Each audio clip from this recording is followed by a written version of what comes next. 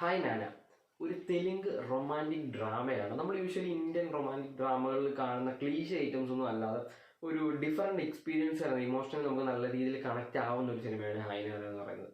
ഈ ഒരു cinema 2012 the വാവ് എന്ന് പറയുന്ന സിനിമയുണ്ട്. ആ ഒരു സിനിമയുടെ റിവ്യൂ നമ്മൾ ഓൾറെഡി ചാനൽ ഇട്ടിട്ടുണ്ട്. ആ ഒരു സിനിമയുമായിട്ട് എവിടേക്കോ ചില ഭാഗങ്ങളിൽ ചെറിയ റിലേഷൻ ഉള്ളതായിട്ട് എനിക്ക്, അതായത് ചില സിറ്റുവേഷൻ, അതായത് നിങ്ങൾ ആ രണ്ട് സിനിമയും കാണുന്ന സമയത്ത് നിങ്ങൾക്ക് മനസ്സിലാവും എവിടേക്കാണ് ഞാൻ ഈ പറയുന്നത്. പക്ഷേ എനിക്ക് തോന്നുന്നു ദ വാവ് എന്ന് പറയുന്ന സിനിമയെക്കാളും ഒരു ബെറ്റർലി നമുക്ക് ഇമോഷണലി കണക്ട് ആവുന്ന സിനിമ ഹായ് നാന തന്നെയായിരിക്കും. പിന്നെ ഇതിനകത്ത് അഭിനയിച്ചിരിക്കുന്നത് നാനിയും മൃണാൽ താക്കൂർ, ജയറാം, പിന്നെ ഗസ്റ്റ് റോളിൽ ശ്രുതി ഹാസനൊക്കെ വന്നിട്ടുണ്ട്. ശ്രുതി ഹാസന്റെ റോള് വളരെ ചെറുതാണ്, വലിയ ഇമ്പോർട്ടൻ്റ് ഉള്ള റോളൊന്നും അല്ല. ഒരു ഐറ്റം ഡാൻസ് പോലെ ചെയ്യാനായിട്ടുണ്ട്. പിന്നെ ഒരു ശ്രുതി ഹാസൻ എന്നുള്ള ലെവലിൽ, അതായത് ഒരു സെലിബ്രിറ്റി ലെവലിൽ തന്നെയാണ് ഈ സിനിമയിൽ അഭിനയിച്ചിരിക്കുന്നത്. പിന്നെ ഈ നാനിയുടെയും മൃണാൽ താക്കൂറിന്റെ കെമിസ്ട്രി ഈ സിനിമയിൽ ഭയങ്കരമായിട്ട് വർക്കൗട്ട് ആയിട്ടുണ്ട്. കാരണം ഒരു റൊമാൻറ്റിക് ഡ്രാമയാകുമ്പം കെമിസ്ട്രി ഇൻറ്റിമേറ്റ് സീനുകളൊക്കെ ഉണ്ട്. പക്ഷെ ആ ഒരു ഇൻറ്റിമേറ്റ് സീനുകളൊക്കെ വളരെ നന്നായിട്ട് നമുക്കൊട്ട് ക്രിഞ്ച് അടുപ്പിക്കാതെ കാണിക്കുമ്പോഴാണ് നമുക്കൊരു പുതുമ ഫീൽ ചെയ്യുന്നത്. ആ ഒരു സാധനം ഈ ഒരു സിനിമയിൽ കിട്ടിയിട്ടുണ്ട്. പിന്നെ ഇതിനകത്ത് എനിക്ക് തോന്നിയത് ഡാഡ എന്ന് പറയുന്ന സിനിമയുണ്ടല്ലോ, ആ ഒരു സിനിമയുമായിട്ട് വേണം അതിനകത്ത്, പക്ഷെ അങ്ങനെ റിലേറ്റ് ചെയ്യാൻ പറ്റില്ല.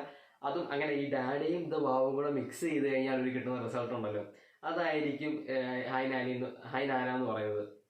എൻ്റർലി ആ സിനിമയുടെ സ്റ്റോറി എന്നല്ല ഞാൻ പറയുന്നത്, ഒരു കണക്ഷൻ, അല്ലാണ്ട് സ്റ്റോറി എങ്ങനെയാണെന്നോ ഒരു കോപ്പി ആണെന്നല്ല ഞാൻ പറയുന്നത്.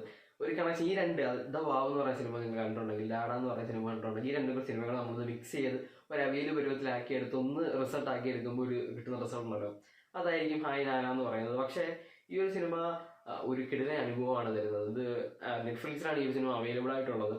അപ്പോൾ ഇതിനകത്ത് തെലുങ്ക് സിനിമ ആയതുകൊണ്ട് നമുക്കറിയാം ഒരുപാട് സോങ്സിന് ഇമ്പോർട്ടൻസ് ഉള്ള ഒരു ഇൻഡസ്ട്രിയാണ് തെലുങ്ക്. അത് പക്ഷെ ഇതിനകത്ത് എല്ലാ സോങ്സും അടിപൊളിയായിട്ടാണ്. ഹീഷ ഇതിന്റെ മ്യൂസിക് ഡയറക്ടർ ഹേഷം മുഹമ്മദ്.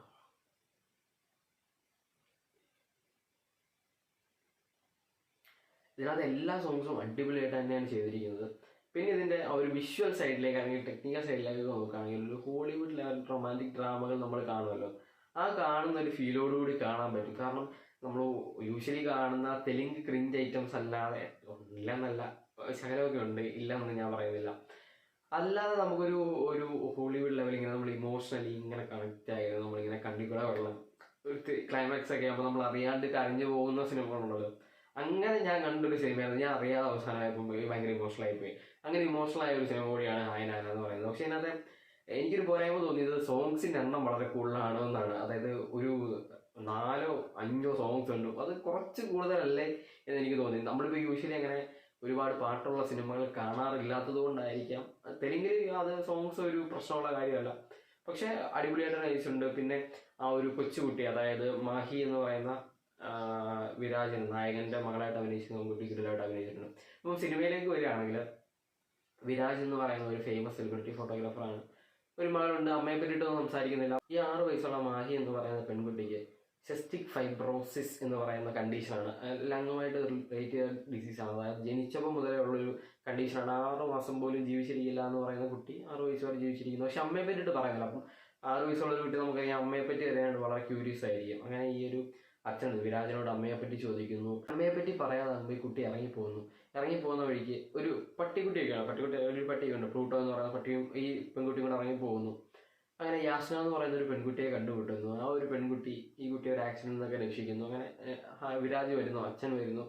അങ്ങനെ അവിടെ വെച്ചിട്ട് ഈ ഒരു അമ്മ ആരായിരുന്നു, അമ്മയെ പറ്റിയുള്ള കഥ പറയുന്നതും ഇവര് തമ്മിലുള്ള ആ ഒരു റിലേഷൻ എങ്ങനെയായിരുന്നു, അമ്മ എവിടെയാണ് എന്നൊക്കെയാണ് പറഞ്ഞു പോകുന്നത്. പക്ഷെ ഇതിനകത്ത് ആ ഒരു ട്വിസ്റ്റ് ഞാൻ പറഞ്ഞു എനിക്ക് സിനിമ കണ്ടിട്ട് പിന്നെ പ്രയോജനം ഉണ്ടെന്ന് തോന്നില്ല. അങ്ങനെ ആ ഒരു അമ്മ ആരായിരുന്നു, അമ്മയ്ക്ക് എന്ത് സംഭവിച്ചു എന്നൊക്കെയാണ് പിന്നെ പറഞ്ഞു പോകുന്നത്.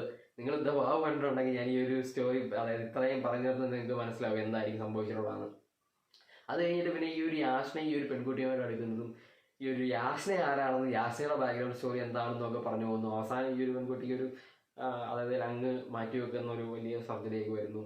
അവസാനം ഒരു ഹാപ്പി എൻഡിങ്ങിൽ തീരുന്ന സിനിമയാണ്. പക്ഷെ ഭയങ്കര അടിപൊളിയായിട്ടാണ് ഈ ഒരു സിനിമ ചെയ്തു വെച്ചിരിക്കുന്നത്. നമ്മൾ യൂഷ്വലി ഒരു ഇന്ത്യൻ റൊമാൻറ്റിക് ഡ്രാമകളൊക്കെ വരുന്ന സമയത്ത് എവിടെയെങ്കിലുമൊക്കെ ഒരു ക്രിഞ്ച് നമുക്ക് ഫീൽ ചെയ്യും. പക്ഷേ ഇതിനകത്ത് എവിടെയും ഒരു ക്രിഞ്ച് ഫീൽ ചെയ്തില്ല. ഒരു 2.5 മണിക്കൂർ ഉണ്ട് എന്നുള്ളതാണ് എനിക്കൊരു ക്രിഞ്ചായിട്ട് ഫീൽ ചെയ്തത്.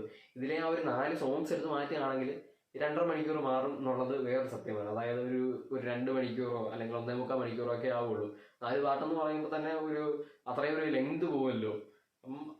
ഒരു അരമണിക്കൂറോ 3/4 മണിക്കൂറോ പാട്ട് തന്നെ മാറുന്നുണ്ട്. അപ്പം ആ ഒരു ലെങ്ത് കൂടുതലല്ലാതെ ഈ ഒരു സിനിമ എനിക്ക് ഭയങ്കര ഇഷ്ടപ്പെട്ടു. വേണമെങ്കിൽ ഇതിന്റെ റിപ്പീറ്റബിൾ വാല്യൂ ഉള്ള സിനിമകൾ എന്നൊക്കെ പറയുന്നത് ഇമോഷണലി കണക്ട് ആവുന്ന കുറച്ച് ഇമോഷണൽ ആവുന്ന സിനിമയാണ്. ഇങ്ങനെയുള്ള സിനിമകളൊക്കെയാണ് നിങ്ങൾ കാണാൻ ആഗ്രഹിക്കുന്നെങ്കിൽ നിങ്ങൾക്ക് കാണാൻ പറ്റുന്ന ഒരു സിനിമയായിരിക്കും ഹായ് നാന. അപ്പം ഒരു തെലുങ്കിൽ നിന്ന് നാനിയുടെ ഒരു കിടിലൻ പെർഫോമൻസ്, മൃണാൾ താക്കൂറിന്റെ, അതാണ് നമ്മുടെ സ്വന്തം ജയറാമേട്ടന്റെ പെർഫോമൻസ്, അപ്പൊ എല്ലാം കൂടെ മിക്സ് ആകുമ്പോഴത്തേക്ക് ഒരു അടിപൊളി ഔട്ട്പുട്ടാണ് ഈ ഒരു സിനിമയ്ക്ക് കിട്ടുന്നത്. ഇതിനകത്ത് ക്ലൈമാക്സിലേക്ക് ലീഡ് ചെയ്യുന്ന ഒരു അടിപൊളി സീൻ എന്ന് വെച്ചാൽ അടിപൊളി ഡോക്ടർമാരുടെ ഒരു സീനുണ്ട്. അത് ഭയങ്കര, ഞാൻ ഒട്ടും പ്രതീക്ഷിക്കാതെ അൺഎക്സ്പെക്റ്റഡ് ആയിട്ട് കിട്ടിയ ഒരു സീനായിരുന്നു അത്. പക്ഷെ അത് ഭയങ്കര രസമുള്ള ഒരു എക്സ്പീരിയൻസ് ആയിരുന്നു ആ ഒരു സീൻ വന്നത്. അപ്പോൾ നമുക്കിങ്ങനെ അറിയാണ്ട് നമ്മൾ ഇമോഷണൽ ആയി പോകാന്നൊക്കെ പറയുന്നത് ആ ഒരു സീൻ കണ്ടപ്പോഴാണ്. അതേപോലെ കുറേ ഇമോഷണൽ സീനുകളുള്ള ആ ഒരു സിനിമയാണ്. അത് പ്രത്യേകിച്ച് നായകൻ എന്നുള്ള ആ ഒരു ക്യാരക്ടറിന് ഒരുപാട് ഇമോഷണലി കൂടെ കടന്നു പോകുന്ന, ഇമോഷണൽ അവസ്ഥകളിൽ കൂടി കടന്നു പോകുന്ന ഒരാളാണ്. അപ്പം അതെല്ലാം നാനി വളരെ ഭംഗിയായിട്ട് വളരെ വൃത്തിയായിട്ട് മാനേജ് ചെയ്ത് അഭിനയിച്ചിട്ടുള്ള ഒരു സിനിമയാണ് ഹായ് നാന.